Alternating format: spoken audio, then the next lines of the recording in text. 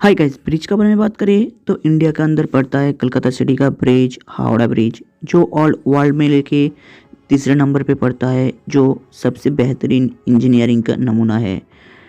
Hi guys, welcome to YouTube channel. मेरा नाम है चंदन। मैं आप लोगों को दिखाने वाला हूँ हावड़ा ब्रिज के बारे में और थोड़ा कुछ भी एक्सप्लोर भी कर पाऊँगा।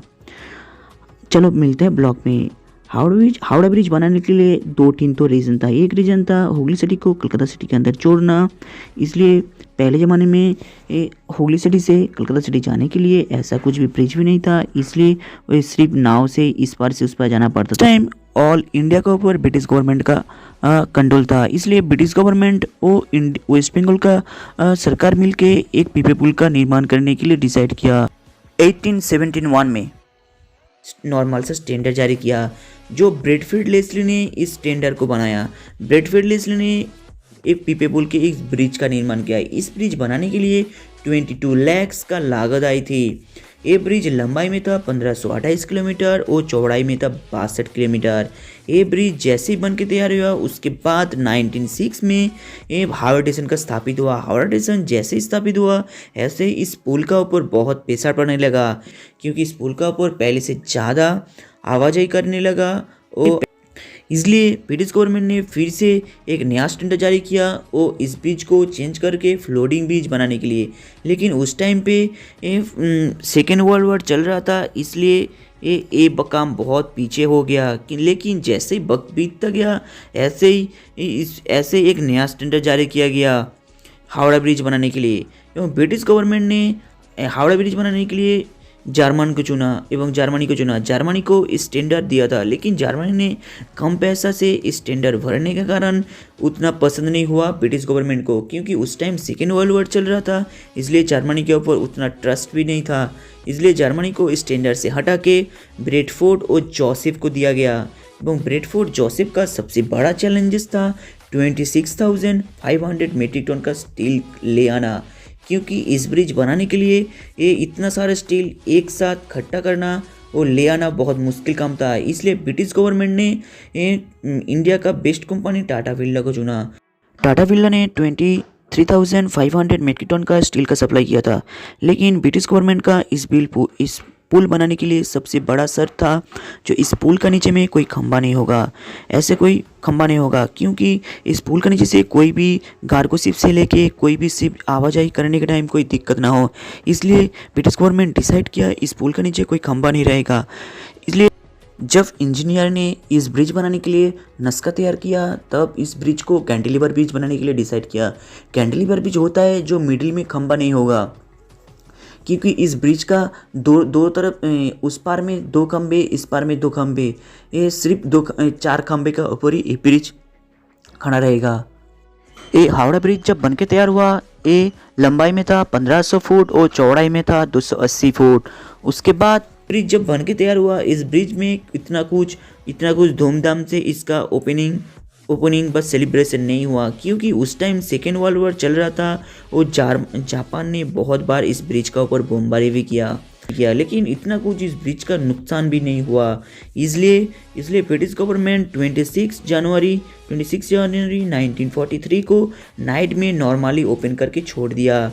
एवं ये ब्रिज जब पहले ओपनिंग हुआ तब से इस ब्रिज में ऊपर से स्टम्प जाता आता था। लेकिन जैसे वक्त बीतता गया, तब स्टम्प को हटा के एवं नॉर्मली एवं कार और बस अलाउ कर दिया गया। उसके बाद इस ब्रिज जब बन के तैयार हुआ फुल्ली, एवं 14 जून 1965 को इस ब्रिज का नामकरण हुआ रविंद्रनाथ सेतु बोल के। लेकिन अभी का टाइम में इस ब्रिज को रविंद्रनाथ सेतु बोल के कोई भी नहीं पहचानता, इस ब्रिज का न्यू हावड़ा ब्रिज बोल के ही पहचानता है। रविंद्रनाथ सेतु का नाम देने के लिए पहला रीजन था, क्योंकि एशिया का और इंडिया का सबसे अच्छा राइटर था, इसलिए इसको भी फर्स्ट नोबेल प्राइज़ भी मिला था। इसलिए रविंद्रनाथ टैगोर को इस ब्रिज का नाम पे रखा गया था। लेकिन जैसे हावड़ा ब्रिज जितना फेमस है कलकत्ता सिटी के अंदर, उतना भी मिठाई से लेके खाना पीना भी फेमस है इंडिया के अंदर, क्योंकि कलकत्ता सिटी के अंदर कोई भी बंगाली मूवी से लेके हिंदी मूवी तक शूटिंग हो तो हावड़ा ब्रिज का शॉट नहीं आएगा, ये तो कभी हो ही नहीं सकता। क्योंकि जैसे आप देख सकते हो पीकू, गुंडे कोई भी बंगाली मूवी का पार्ट छोटा तो देख ही सकते हो।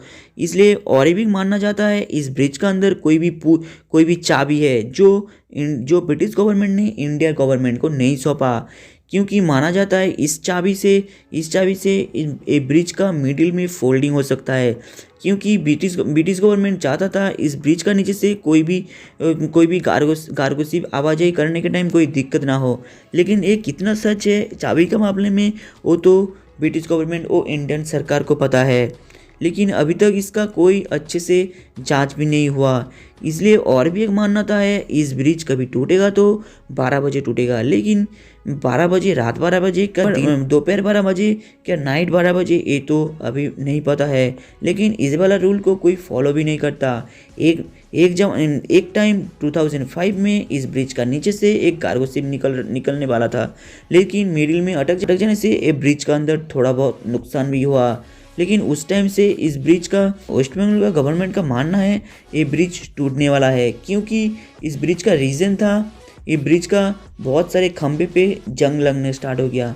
इन जंग लगने का सबसे बड़ा कारण है ये पान गुटखा खा के थोक। कैसे कैसे लोग रहते हैं यार यहाँ पर, साला तुम ऊपर से जितना भी इंसान आवाजाही करते हैं पान गुटखा खा के इस ब्रिज के ऊपर थोक के जाते हैं।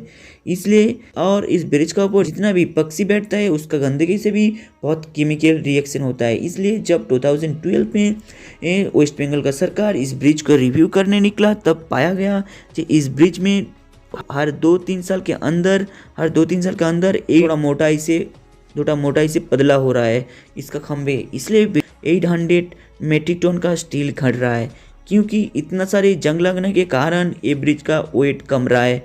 वो वेस्ट बंगाल का सरकार इस ब्रिज को क्लीन से लेके पेंट करने तक पूरे 190 लाख तक खर्च करता है, क्योंकि हर साल में इस ब्रिज को क्लीन करने के लिए 5 से 6 लाख खर्च करता है। और ऐसे ही इस ब्रिज को रीपेंट करने के लिए हर 2-1 साल में ये 65 लाख खर्च होता है। इसलिए हम लोगों का भी थोड़ा जिम्मेदारी है इस ब्रिज को थोड़ा देखना और ख्याल रखना, क्योंकि ऑल वर्ल्ड में तीसरे नंबर पे आता है इसका इंजीनियरिंग से लेके एवं इसका बनावट तक। इसलिए हम लोगों का भी थोड़ा ध्यान रखना चाहिए।